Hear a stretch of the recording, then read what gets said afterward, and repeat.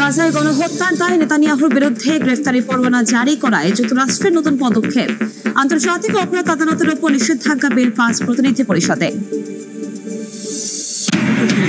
দুর্যোগে বিপর্যস্ত যুক্তরাষ্ট্র। লস অ্যাঞ্জেলেসে দাবানলে প্রাণহানি 11, পুড়েছে 10,000-এর বেশি স্থাপনা। তীব্র তুষারপাত দক্ষিণাঞ্চলে, বহু ফ্লাইট বাতিল।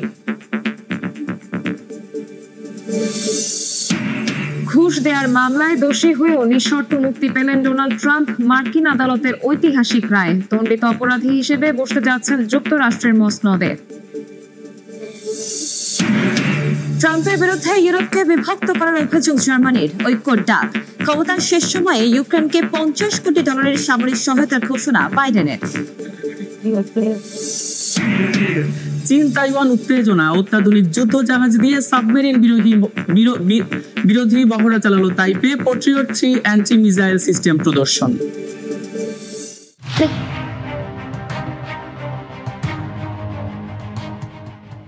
ইরানে আসছে বিশাল পরিবর্তন। তবে কি এই পরিবর্তন পারমাণবিক যুদ্ধের ইঙ্গিত নাকি অন্য কিছু?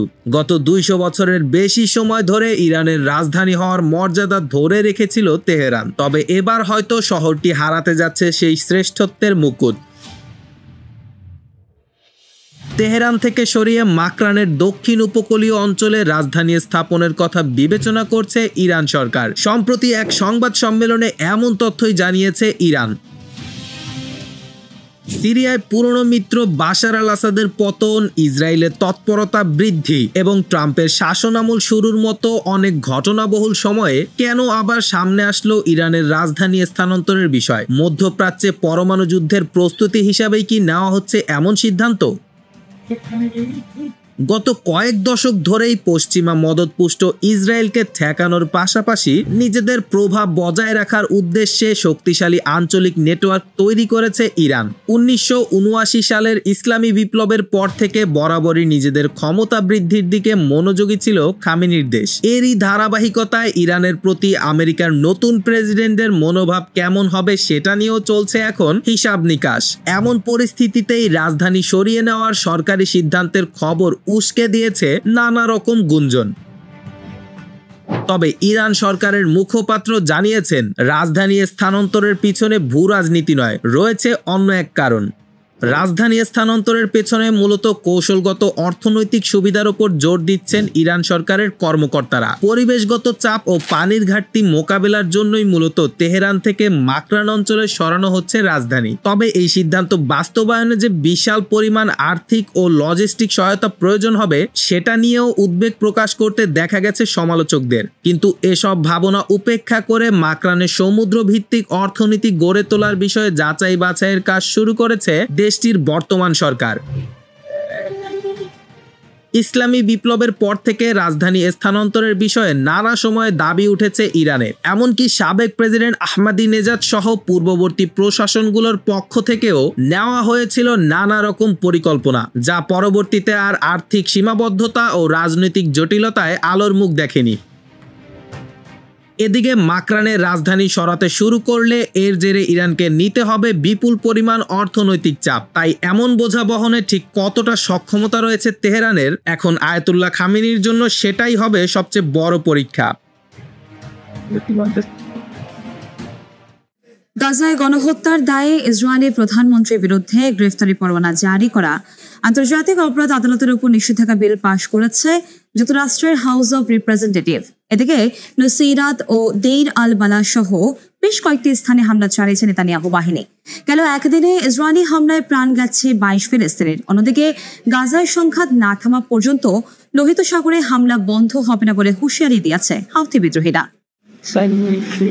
সবকিছু পেছনে ফেলে বর্বরতার মাত্রা ছাড়িয়ে গেছে ইসরায়েলি বাহিনীর। প্রধানমন্ত্রী নেতানিয়াহুর নির্দেশে একের পর এক নিরাপদ চিহ্নিত এলাকায় হামলা চালিয়ে ধ্বংসস্তূপ বানিয়ে ফেলছে দখলদাররা। এরই ধারাবাহিকতায় স্থানীয় সময় বৃহস্পতিবার গাজার নুসইরাত ও দেইর আল বালা সহ বেশ কয়েকটি স্থানে হামলা চালিয়েছে নেতানিয়াহু বাহিনী। এ নিয়ে বেশ কয়েকটি হামলায় উপত্যকাটিতে প্রাণ গেছে বহু ফিলিস্তিনির।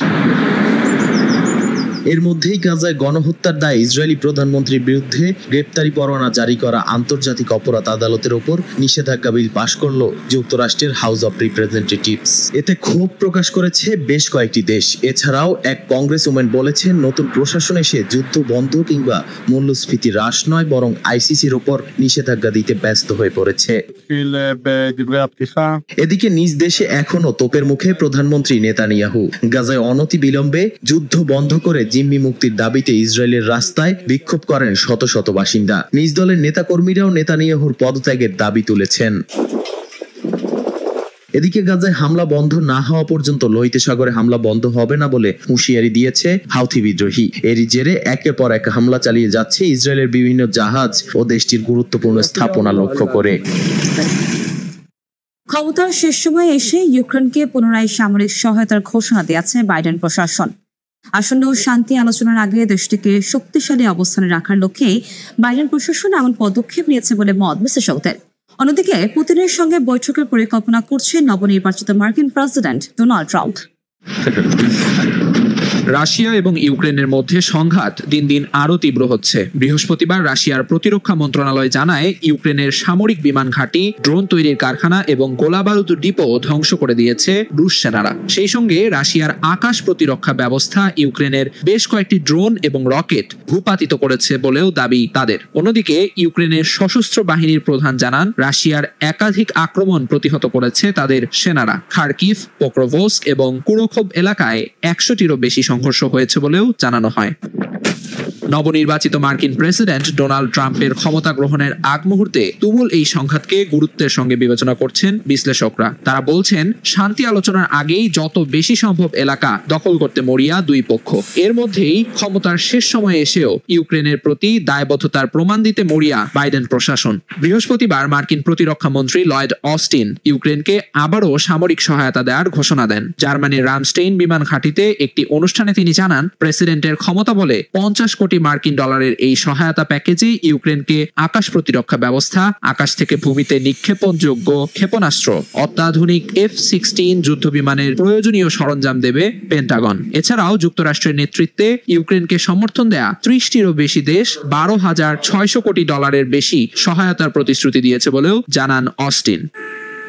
হোয়াইট হাউস সূত্রের বরাত দিয়ে গণমাধ্যম CNN এক প্রতিবেদনে জানায়, চলতি সপ্তাহের শেষে রাশিয়ার ওপর আরও নিষেধাজ্ঞা আরোপের পরিকল্পনা করছে বাইডেন প্রশাসন। রাশিয়ার অর্থনীতিকে দুর্বল করতে এ পর্যন্ত যুক্তরাষ্ট্রের নেয়া প্রতিটি পদক্ষেপ উল্লেখযোগ্য সাফল্য অর্জন করেছে বলে দাবি মার্কিন প্রশাসনের। এছাড়া বাইডেন ও জেলেন্সকির মধ্যকার বৈঠকটি ক্যালিফোর্নিয়ার ভয়াবহ দাবানলের কারণে বাতিল করা হলেও প্রশাসন বলছে, বাইডেন তার মেয়াদকালের শেষ পর্যন্ত ইউক্রেনের প্রতি যুক্তরাষ্ট্রের সমর্থন নিশ্চিত করতে দৃঢ় প্রতিজ্ঞ। এর আগে বুধবার ট্রাম্প প্রশাসনে ইউক্রেন ও রাশিয়ার জন্য নিযুক্ত বিশেষ দূত কেইথ কেলগ সংবাদ মাধ্যম ফক্স নিউজকে দেয়া এক সাক্ষাৎকারে জানান, ট্রাম্প দায়িত্ব নেয়ার 100 দিনের মধ্যে উভয় পক্ষের মধ্যে একটি দৃশ্যমান সমাধান সম্ভব। এদিকে বিবিসির এক প্রতিবেদনে জানানো হয়, ডোনাল্ড ট্রাম্প রাশিয়ার প্রেসিডেন্ট ভ্লাদিমির পুতিনের সঙ্গে বৈঠকের জন্য প্রস্তুতি নিচ্ছেন। প্রতিবেদনে আরো বলা হয়, 20 জানুয়ারি দায়িত্ব গ্রহণের পর ইউক্রেন রাশিয়া যুদ্ধ বন্ধে প্রয়োজনীয় পদক্ষেপ নেবেন ট্রাম্প। অত্যাধুনিক সব যুদ্ধ জাহাজ দিয়ে সাবমেরিন বিরোধী মহড়া চালিয়েছে তাইওয়ান। এর মধ্য দিয়ে শেষ হলো 3 দিন ব্যাপী সামরিক মহড়ার। চীন তাইওয়ান উত্তেজনার জেরে এই মহড়ার আয়োজন করে তাইপে। বৃহস্পতিবার এভাবেই তাইওয়ানের বৃহত্তম বন্দর কাও শিয়ংয়ের কাছে সাবমেরিন বিরোধী মহড়া চালায় দ্বীপটির নৌবাহিনী। এদিন তিও চিয়াং ক্যাটাগরির বেশ কয়েকটি ছোট যুদ্ধ জাহাজের মহড়াও চালানো হয়। এগুলো যুদ্ধ জাহাজ বহনকারী জাহাজ বিধ্বংসী হিসেবে পরিচিত। শত্রুদের মোকাবিলায় এই সামরিক মহড়ার আয়োজন করে তাইপে। এর মধ্য দিয়ে গেল মঙ্গলবার তাইওয়ানের ছিয়াই শহরে শুরু হওয়া 3 দিন ব্যাপী সামরিক মহড়া শেষ হলো। গত কয়েক বছর ধরেই চীন তাইওয়ান দ্বন্দ্ব চরম আকার ধারণ করেছে। এর জেরে সম্প্রতি তাইওয়ান প্রণালীতে ঘন ঘন নিজেদের সামরিক উপস্থিতি জানান দিচ্ছে চীন। তাইওয়ানও পাল্টা মহড়ার মাধ্যমে সামরিক শক্তির জানান দিচ্ছে। এর আগে বুধবার তাইওয়ানের সেনাবাহিনী যুক্তরাষ্ট্র থেকে কেনা F-16 ফাইটার জেট ব্যবহার করে মহড়া চালায়। এসব বিমান তাইওয়ানের আকাশসীমায় চীনের J-16 যুদ্ধ বিমান অনুপ্রবেশের সঙ্গে সঙ্গে সহজেই আটকে ফেলতে সক্ষম। প্যাট্রিয়ট 3 অ্যান্টি মিসাইল সিস্টেমের প্রদর্শনও করা হয়। দীর্ঘদিন ধরে তাইওয়ানকে নিজেদের বলে দাবি করে আসছে চীন। অন্যদিকে তাইওয়ান বরাবরই নিজেদের স্বাধীনতা ও সার্বভৌমত্বের বিষয়ে অনড়। 2021 সালের অক্টোবরে তাইওয়ানের প্রতিরক্ষা সীমানার মধ্যে 150টিরও বেশি যুদ্ধ বিমান পাঠিয়েছিল দেশটি। তারপর থেকে চীন তাইওয়ানের মধ্যে উত্তেজনা বিরাজ করছে। যুক্তরাষ্ট্রের ক্যালিফোর্নিয়ার লস অ্যাঞ্জেলেস দাবানলে এখন পর্যন্ত মারা গেছেন অন্তত 11 জন। ধ্বংস হয়েছে 10,000-এর বেশি বাড়ি ও স্থাপনা। মার্কিন ইতিহাসে অন্যতম ভয়াবহ এই দাবানলের মধ্যেই চলছে লুটতরাজ। জড়িত সন্দেহে অন্তত 20 জনকে গ্রেফতার করেছে পুলিশ। পরিস্থিতি নিয়ন্ত্রণে প্যালিসেডস ও ইটন অঞ্চলে জারি করা হয়েছে কারফিউ। বৃষ্টির প্রার্থনায় বাংলাদেশি কমিউনিটির মসজিদে হয়েছে বিশেষ মোনাজাত। লস অ্যাঞ্জেলেস থেকে লস্কর আল মামুনের রিপোর্ট। গত 4 দিন ধরে দাউ দাউ করে জ্বলছে যুক্তরাষ্ট্রের লস অ্যাঞ্জেলেস। যেন নরকে পরিণত হয়েছে গোটা শহরের বিস্তীর্ণ এলাকা। কয়েকটি জায়গায় আগুন কিছুটা নিয়ন্ত্রণে আনা সম্ভব হলেও পরিস্থিতি এখনো ভয়াবহ। ইতিহাসের অন্যতম ভয়ানক এই দাবানলে এরই মধ্যে বেশ কয়েকজন প্রাণ হারিয়েছেন। ধ্বংস হয়ে গেছে 10,000-এরও বেশি বাড়িঘর ও স্থাপনা। এখনো বাসিন্দাদের সরানো হচ্ছে নিরাপদ আশ্রয়ে। বিশেষজ্ঞদের আশঙ্কা এই দাবানলে ক্ষয়ক্ষতির পরিমাণ রেকর্ড ছাড়াবে। আগুন নেভাতে জীবন বাজি রেখে কাজ করে যাচ্ছেন দমকল বাহিনীর কর্মীরা। টানা কাজের কারণে মনোবল আর শারীরিক সক্ষমতা হারিয়ে অসুস্থ হয়ে পড়েছেন অনেকে। তবুও স্থানীয় বাসিন্দাদের উদ্ধারে চালিয়ে যাচ্ছেন শেষ চেষ্টা। অভিজাত প্যাসিফিক প্যালিসেডস এলাকায় পুরো ছাই হওয়া ঘরবাড়িগুলোতে লোকজনকে ফিরতে দেখা গেছে। পোড়া বাড়িঘর দেখে কান্নায় ভেঙে পড়ছেন অনেকে। বিপদের মধ্যেই ক্ষতিগ্রস্ত এলাকায় বাড়িঘরে লুটপাটও চালাচ্ছে দুর্বৃত্তরা। এরই মধ্যে বেশ কয়েকজনকে গ্রেপ্তারও করা হয়েছে। পরিস্থিতি নিয়ন্ত্রণে আনতে প্যাসিফিক প্যালিসেডস ও ইটন সহ কয়েকটি জায়গায় জারি করা হয়েছে কারফিউ। মোতায়েন করা হয়েছে ন্যাশনাল গার্ড। এদিকে আগুন নিয়ন্ত্রণে বৃষ্টির প্রার্থনায় শুক্রবার জুমার নামাজ শেষে লস অ্যাঞ্জেলেসে বাংলাদেশি কমিউনিটির মসজিদে বিশেষ মোনাজাত করেন মুসল্লিরা। পর্ন তারকাকে ঘুষ দেওয়ার মামলায় ডোনাল্ড ট্রাম্পকে ব্যতিক্রমী সাজা দিলেন মার্কিন আদালত। নবনির্বাচিত প্রেসিডেন্টকে কারাদণ্ড বা জরিমানা নয়, বরং নিঃশর্ত মুক্তির দণ্ডাদেশ দিয়েছেন বিচারক। 20 জানুয়ারি দেশটির 47তম প্রেসিডেন্ট হিসেবে শপথ নিতে যাচ্ছেন ডোনাল্ড ট্রাম্প। মার্কিন ইতিহাসে তিনিই হবেন প্রথম প্রেসিডেন্ট যিনি একজন দণ্ডিত অপরাধী। নিউ ইয়র্ক থেকে হাসানুজ্জামান সাকির রিপোর্ট।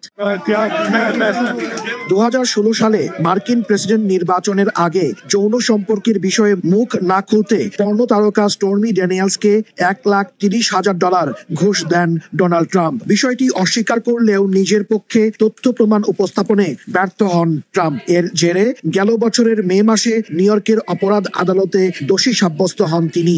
এবার সেই মামলায় ট্রাম্পকে ব্যতিক্রমী সাজা দিয়েছেন আদালত। প্রেসিডেন্ট হিসেবে শপথ নেওয়ার 10 দিন আগে শুক্রবার যুক্তরাষ্ট্রের বিচারিক ইতিহাসের বিরল রায় ঘোষণা করেন বিচারক ওয়ান মার্চান। মামলায় দোষী সাব্যস্ত ট্রাম্পকে দণ্ড দেয়া হলেও তাকে কোনো জেল জরিমানা করা হয়নি, বরং মামলা থেকে শর্তহীন মুক্তি দেয়া হয়েছে। চূড়ান্ত রায় ঘোষণার সময় ফ্লোরিডায় নিজ বাসস্থান মার-এ-লাগো থেকে নিউ ইয়র্কের ম্যানহাটানের আদালতে ভার্চুয়ালি যুক্ত হন ট্রাম্প। শর্তহীন মুক্তি পাওয়ার আগে তিনি এই অভিজ্ঞতাকে ভয়াবহ উল্লেখ করে বলেন, এটি নিউ ইয়র্কের বিচার ব্যবস্থার জন্য বড় একটি ধাক্কা। ট্রাম্প অভিযোগ করেন, সুনাম ক্ষুণ্ণ করে নির্বাচনে পরাজিত করতেই তার বিরুদ্ধে মামলাটি করা হয়েছিল। দণ্ড ঘোষণার সময় বিচারক মার্চান বলেন, এটি একটি অনন্য ও ব্যতিক্রমী ঘটনা। আদালতকে এর আগে কখনোই এমন গুরুত্বপূর্ণ পরিস্থিতির মুখোমুখি হতে হয়নি। তিনি বলেন, দেশের সর্বোচ্চ পদধারী ব্যক্তির উপর হস্তক্ষেপ না করে আইনগতভাবে একমাত্র যে দণ্ড দেয়া যায় তা হলো শর্তহীন মুক্তি। এই পদক্ষেপে আসামিকে দোষী সাব্যস্ত করে বিচারকের রায় বহাল থাকবে, তবে তার উপর কোনো নিষেধাজ্ঞা বা বিধিনিষেধ আরোপ করা হবে না। আইনজ্ঞরা বলছেন, পর্নো তারকাকে ঘুষের মামলায় যুক্তরাষ্ট্রের আইনে সর্বোচ্চ 4 বছরের কারাদণ্ডের সাজা হতে পারত ডোনাল্ড ট্রাম্পের। আগামী 20 জানুয়ারি যুক্তরাষ্ট্রের 47তম প্রেসিডেন্ট হিসেবে মার্কিন মসনদে বসতে যাচ্ছেন ট্রাম্প। এতে দেশটির ইতিহাসে তিনিই হবেন একমাত্র প্রেসিডেন্ট যিনি একজন দণ্ডিত অপরাধী। যদিও এই রায়ের বিরুদ্ধে আপিল করবেন বলে জানিয়েছেন ট্রাম্প। নবনির্বাচিত প্রেসিডেন্ট ডোনাল্ড ট্রাম্পের বিরুদ্ধে ইউরোপকে বিভক্ত করার চেষ্টার অভিযোগ আনাচ্ছেন German vice chancellor Robert Habeck.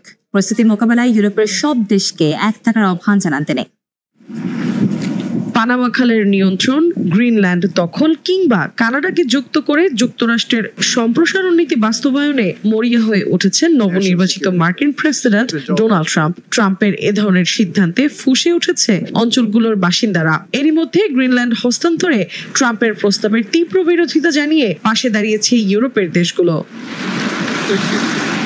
ট্রাম্পের এ ধরনের আচরণ ইউরোপকে বিভক্ত করার চেষ্টা হিসেবে দেখছেন জার্মান ভাইস চ্যান্সেলর রবার্ট হেইবেক। স্থানীয় সময় বৃহস্পতিবার জার্মানির সরকারি সম্প্রচার মাধ্যমকে দেয়া এক সাক্ষাৎকারে তিনি বলেন, ইউরোপীয় দেশগুলোর মধ্যে বিভাজন সৃষ্টির চেষ্টা করছেন ডোনাল্ড ট্রাম্প। প্রেসিডেন্ট হিসেবে ট্রাম্প প্রথম মেয়াদে আলাদাভাবে দেশগুলোর সঙ্গে চুক্তি করে ইউরোপীয় ঐক্যকে বিভক্ত করার চেষ্টা করেন বলেও অভিযোগ হেইবেকের। বলেন, আবারও সেই প্রচেষ্টা পুনরাবৃত্তি করতে পারেন ট্রাম্প। এ অবস্থায় ইউরোপের সব দেশকে এক থাকার আহ্বান জানান জার্মান ভাইস চ্যান্সেলর।